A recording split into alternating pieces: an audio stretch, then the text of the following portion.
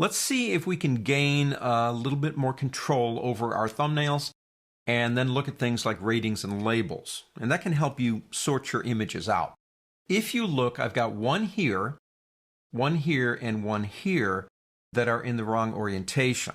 Now, I could select this one right here, and I could come over here and click this button right there and put it into position. Now, let me take it back. I can see the images. Why would I want to do this 3 times in a row?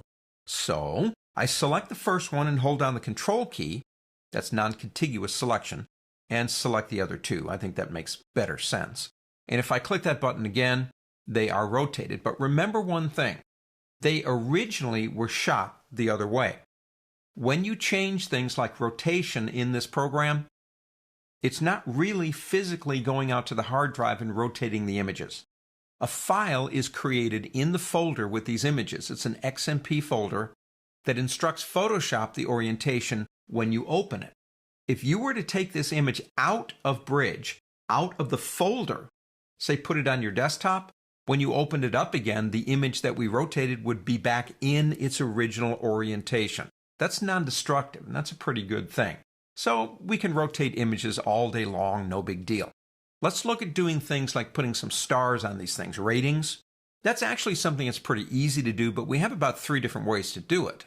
Number 1, we could go up and select 1 or more images. Let's select a whole bunch here. Shift-click this time. We could go up to the word label on the pull-down menu and go down to one of the stars. You got 1, 2, 3, 4, 5. You've got labels of none. Select second approved, review, and to do. Now remember where this stuff is. Quick review. Go to Preferences, and that's Edit on a Windows system. And go into Labels right here, and there they are. The red is Select. You can change this if you want to. Now this button right here, the shortcuts for making these work are Command 6, 7, 8, and 9. And the commands for the rating are Command 1, 2, 3, 4, 5. So we could use the shortcuts, but if you don't want to add the Command key, you just want to actually use the number, you would turn that off. So I'm going to turn that off. Go ahead and click OK. So we can do it from here, or I've got these selected right here.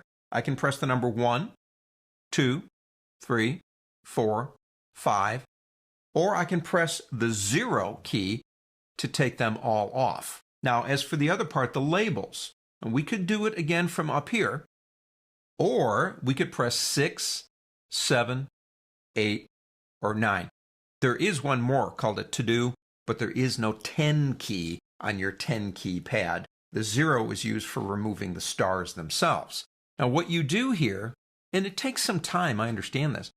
Now what you're doing here, and we're adding stars, we're adding labels, a little bit later we'll talk about keywords. You're putting the images into a state that will make it much easier for you to find them among thousands, if not tens and hundreds of thousands of images. So labels, ratings, even things like rotation are not physically a part of the image. They are contained in the XMP file that goes in the folder that these are originally in. On to the next.